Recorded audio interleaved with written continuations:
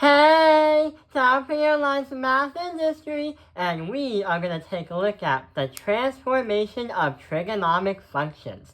So recently, we've been learning all about the sine waves and the cosine waves, but what we're going to do is start learning, since we know how to graph them at its stationary standard position, what happens if we want to move the waves?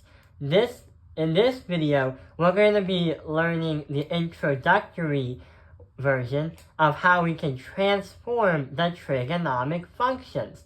So when you talk about transformation, you probably have thought about this formula right here in Algebra 2, where we have f of x equals a parentheses x minus c plus d. The a represents to scale the graph by increasing it in size or decreasing it in scale. The x minus c represents anything you put in will force the whole graph to move to the left or the right. But keep in mind that the sign is going to be the opposite of what you actually do. If you have a negative sign, you go to the right. If you have a positive sign, you go to the left. And with the plus d, it moves the object or your graph up and down. So if it's positive, then it's going to go up. And if it's negative, it's going to go down. So d is not inverted. So what we're going to do is we're going to apply this formula and do a basic review right over here and transform the coordinates. So right over here, we have the coordinate 2, 3 on everything except for this one. Let's try to do this one right here. So the 2 times the function of x. And if you have 2, 3, what can you do? Yeah, if you have that, then the transformation is going to be 2, 6. That's because you're multiplying the y, which is the 3. For the 1/2 2, 3, you're going to get an answer of 2, 1.5. That's because you're halving it in half. So there's an easy translation or transformation. When you have a negative, it flips. So instead of saying 2, 3, it's going to be 2, -3, which means it flips over the x-axis. But why do we have a 5, 3 right in here? And wait. Why do we have the function of 2x in there? Well, you are tempted to say that you want to multiply the 5, but there is one little problem. Imagine you have a box, and this is literally called the function machine. Anything you put inside is going to put out. And if you put the formula, the function of 2x, and if you double it, it's saying putting 5 into the machine is going to bring you a 3, which a function can only have one input and one output. But if I double it, assuming that this is basically the same as that, if I put 10 into the machine is going to fall apart and break. And it's not going to give you 3. The machine isn't going to work, therefore nothing comes out of it.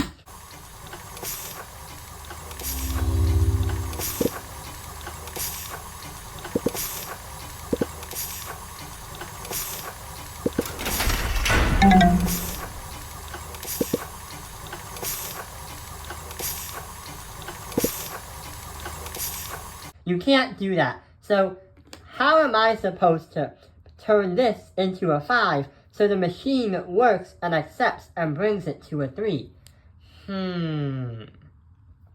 Well, if I do 1/2 of 10 in parentheses, that will bring me to 3. So 1/2, what we can insert for the x, we can say is, what is the half? Yeah, if this 10 wasn't here and if it was x and you needed to put this into the machine to get 3, then 1/2 x would equal 10 in this case scenario. And you would put it in here and 1/2 it, and then you get to the answer of 3.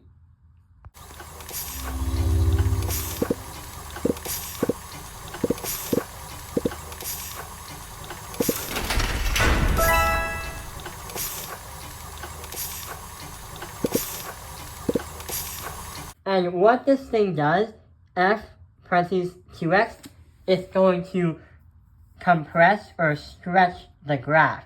It's going to compress it to a slinky, or you can stretch the slinky, just like that.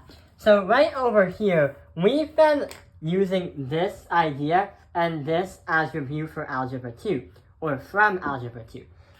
In trigonometry, we can use the exact same logic, but instead of trying to convert and trying to transform all of the points on a sine wave or a cosine wave at the same time, doing the trigonomic part is actually less work, and there's also more thinking and less arithmetic. So we've been playing around with this one, the cosine wave, and this one, the sine wave.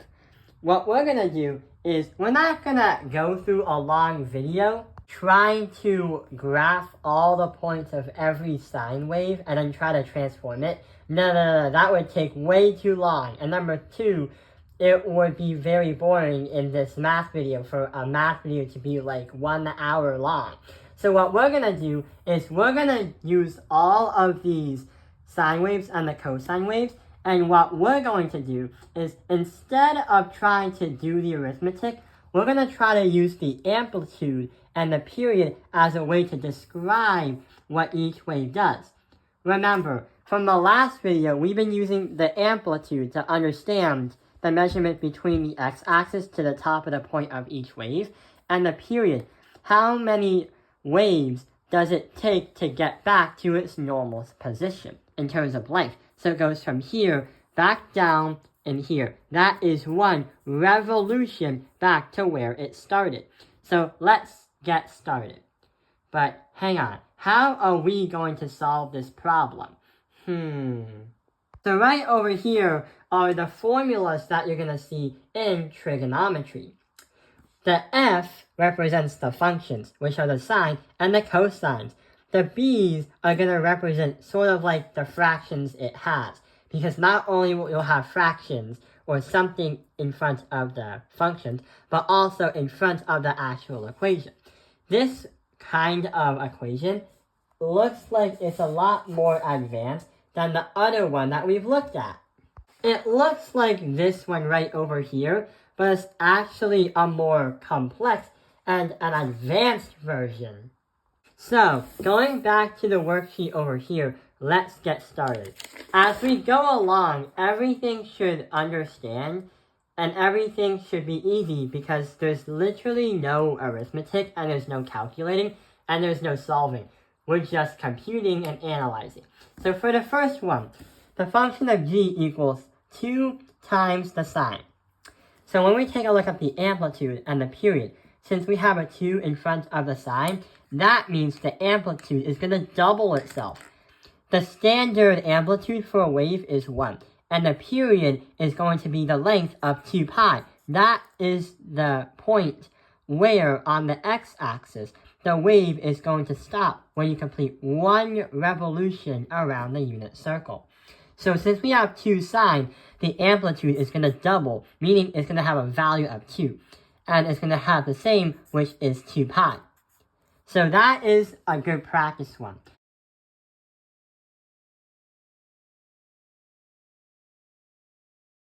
What about this one? The hx of 1/2 times cosine of x.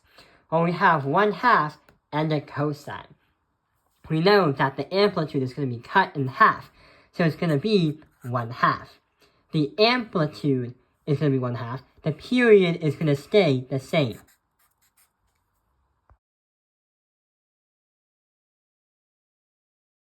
For the f of x, the cosine of 3x, instead of having the number outside of the function, it's inside of the function. So what happens is there's nothing in front of the cosine, which means that the amplitude is going to be just 1, but the problem is the period is going to change.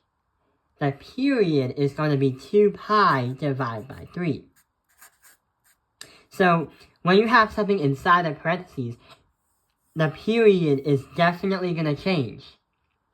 So for the sine of 1/2 x, what is it going to do?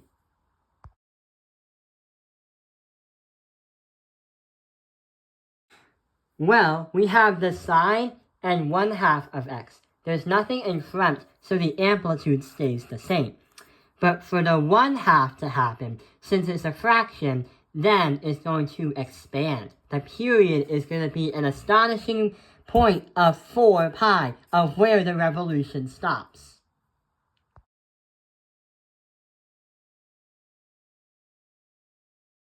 So we have w of x equals 2 sine 1/2 of x. Wow, that is a really large one. So since we have a 2 sine, then that means for e, it's going to double.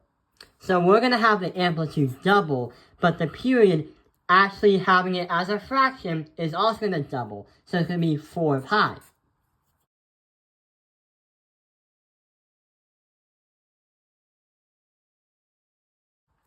And last but not least, ax equals negative cosine 2x in parentheses.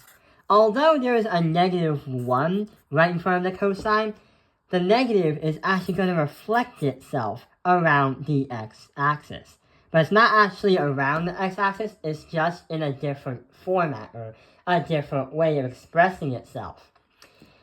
But it doesn't change the amplitude, hence there's no measurement of what is actually changing.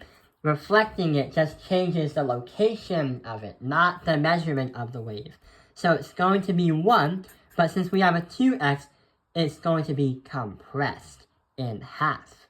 So it's going to be pi divided by 2.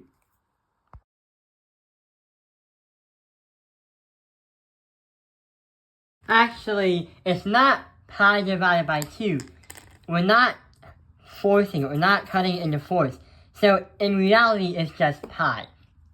That can be a common mistake when we think one thing is another thing, so we have to recheck our work. So it's not pi divided by 2, it's just pi.